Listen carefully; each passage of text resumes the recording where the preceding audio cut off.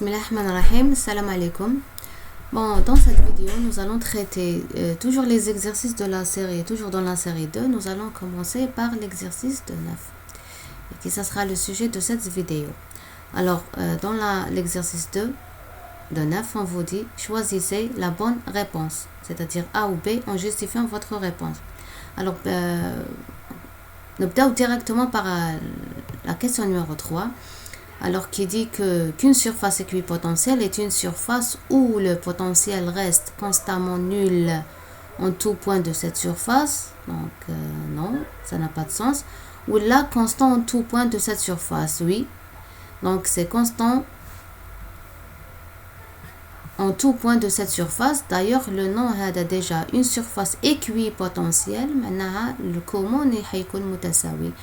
Donc, on a le même potentiel en tout point de cette surface, donc la réponse sera la réponse B. Alors, revenons à la question numéro 1. Une ligne de champ est une ligne à laquelle le vecteur champ électrique est perpendiculaire ou bien il est tangent. Donc, il est tangent. Deuxième question, une ligne de champ est orientée dans le sens des potentiels croissants ou la décroissant. Alors, c'est décroissant, vous connaissez tous, c'est la relation E est égal à moins gradient de V. Alors, le moins pour indiquer que le champ est orienté dans le sens des potentiels décroissants. Voilà. Alors, quatrièmement, une ligne de champ est une ligne droite ou bien est une ligne qui traverse perpendiculairement les surfaces équipotentielles.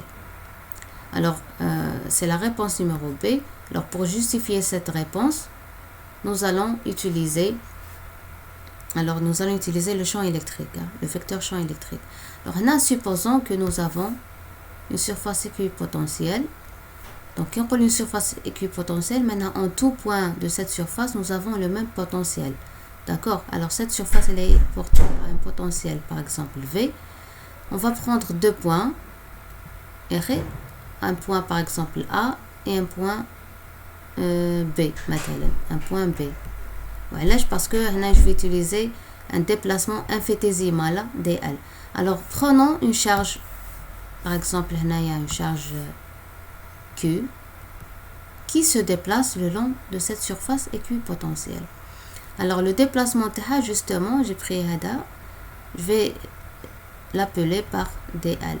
C'est un déplacement infinitésimal, intégral jiddu saghir ou la ansori. Alors, ce que nous allons montrer, ou là nous allons justifier la réponse B, c'est-à-dire nous allons montrer que la ligne de champ, elle traverse perpendiculairement les surfaces équipotentielles. Donc, indirectement, nous allons montrer que le champ, il est perpendiculaire à cette surface équipotentielle. D'accord?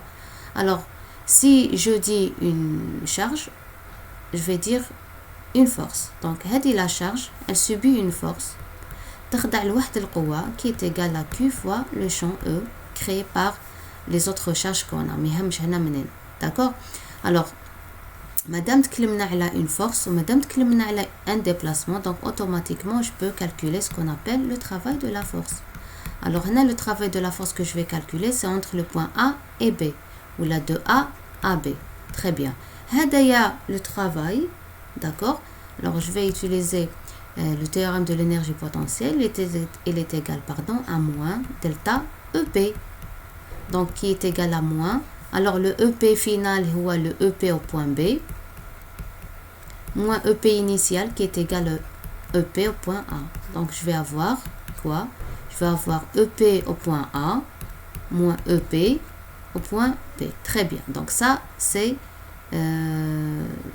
l'expression de la force, du travail, fourni par la force F de A à B.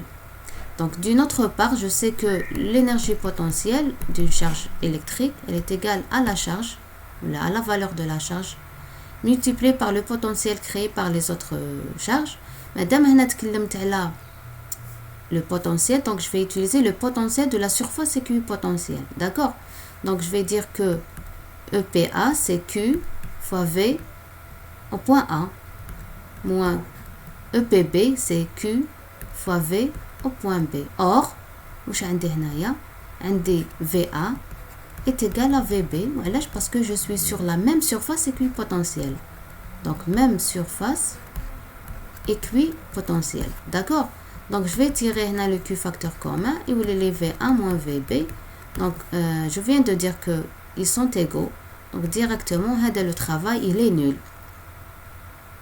Bon, là, je peux calculer le travail en utilisant le théorème de l'énergie potentielle. Comme ça, donc, je vais utiliser la définition qui est l'intégrale du travail élémentaire de A à B. Alors, le travail élémentaire de A à B, il est égal à quoi? Il est égal à la force F, tout à l'heure, F, produit scalaire dl, le déplacement dl. D'accord? Donc, F par définition, c'est Q fois E. Donc, je vais remplacer le F par son expression, c'est-à-dire Q, E, produit scalaire dl. Alors, le Q, c'est une constante de l'intégrale. Donc, il voulait les de A à B, le produit scalaire E dl. D'accord? Donc, mais n'oublions pas que le travail, on l'avait trouvé égal à 0. Donc, le produit il est égal à 0. Mais, je sais que ni la charge elle est nulle, elle est différente de 0. La même chose pour le champ électrique, il n'est pas nul. Et la même chose pour le déplacement, parce qu'un déplacement, il n'est pas nul aussi. Donc, je vais en déduire que c'est le produit scalaire qui est nul. Donc, je vais dire que E dl, c'est ce produit scalaire qui est nul. D'accord? Alors, je sais que, par définition, le produit scalaire, alors, je peux dire que E dl,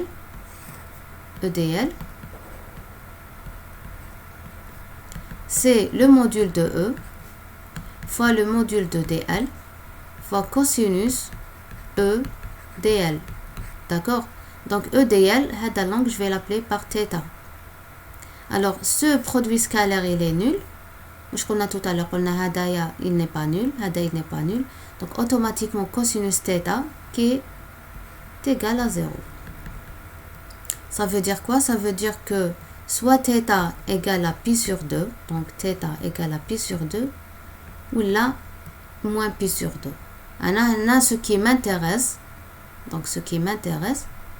c'est la perpendicularité.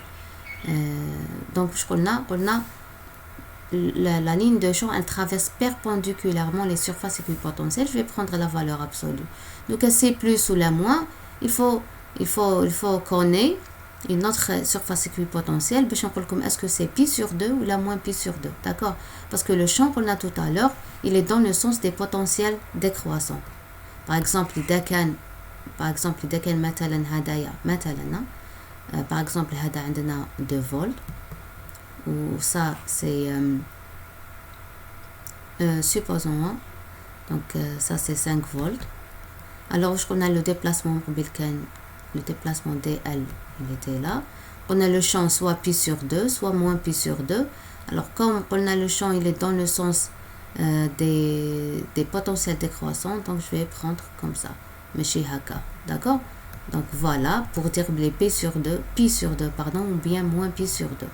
Alors, le plus le moins, il faut avoir une autre surface équipotentielle. Il est dans ce sens, il est vers le haut, là vers le bas. D'accord? Donc ça, c'est la justification de la réponse, ou de la question, numéro 4. Voilà. Donc, cinquièmement, comme un champ électrostatique uniforme est caractérisé par des lignes de champ parallèles, ou là des surfaces équipotentielles planes, parallèles et équidistantes. Alors, les deux réponses, elles sont justes. On va les justifier. Alors, un champ électrostatique uniforme, j'ai, dans l'espace, j'ai le même vecteur champ. مثلا هنا عندي E, هنايا عندي E, عندي هنا le même vecteur champ, يكون تاني باراليل مع خوه كيف كي نقول معناها تاني عندهم لو ميم مودولا. Mais le point d'application c'est tout à fait normal, mais ils sont tous la même direction, la même orientation, etc. Je vais avoir le même champ, etc. Donc, je vais, bien sûr, le vecteur champ il est tangent à la ligne de champ, donc je vais avoir des lignes comme ça. Des lignes comme ça. Comme vous remarquez, les lignes de champ que je viens de tracer, elles sont toutes parallèles. Donc ça, c'est la justification de la première réponse petit a. Alors, quant à la deuxième, il y a comme des surfaces équipotentielles. Elles sont planes, parallèles et équidistantes.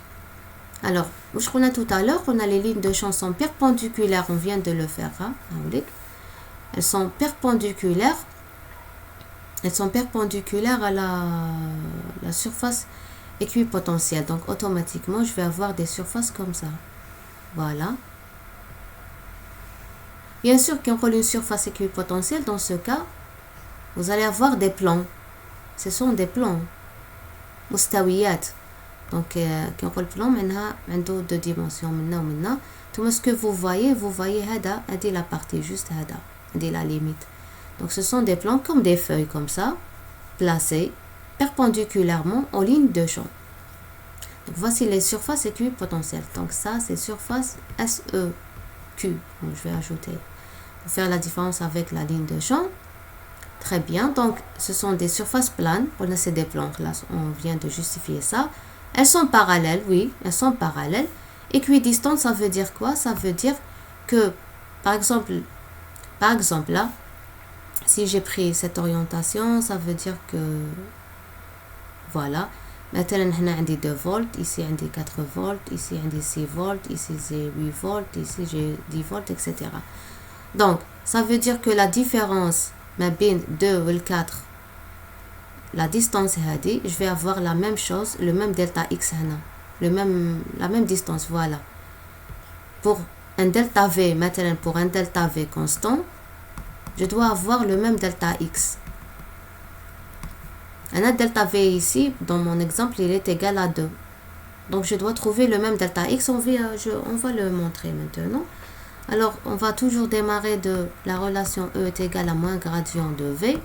Alors, supposons que je suis sur un seul axe, maintenant, l'axe des x, je vais avoir moins delta V sur delta x fois I. D'accord, directement le déplacement hadaya. Alors, si je vais parler en termes de module, je vais avoir E qui est égal à moins delta V sur delta x. Donc, on cherche quoi? On va montrer que pour le même delta x, je vais avoir le même delta V. Yeah? Donc, je vais tirer le delta V, je vais avoir que delta V est égal à moins E delta x. Donc, si je prends le même delta x, sachant que E il est constant parce que c'est un champ électrostatique qui est uniforme, il est toujours constant. Donc, il est constant, je vais avoir le même delta V.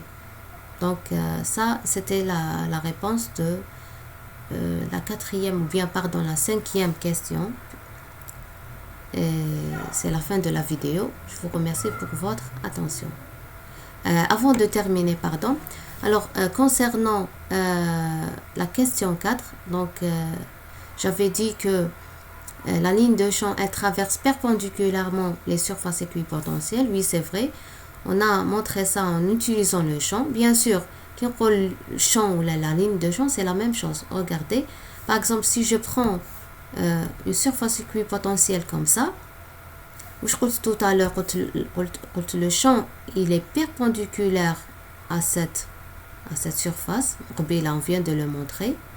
Donc, automatiquement, si je veux tracer la ligne de champ, je qu'on a dans la première question, comme la ligne de champ, c'est une ligne, voilà, c'est une ligne à laquelle le vecteur champ électrique est tangent. Donc, si je veux tracer la ligne de champ, le vecteur, je vais la tracer de telle sorte que ce vecteur-là soit tangent à cette ligne. Donc, il y a مماسي مع هذه la ligne. Donc, alors مماسي maintenant. Donc, vous allez avoir une ligne de champ qui est aussi perpendiculaire à la surface équipotentielle. Donc c'est pour ça qu'on a utilisé le champ électrique. Et merci.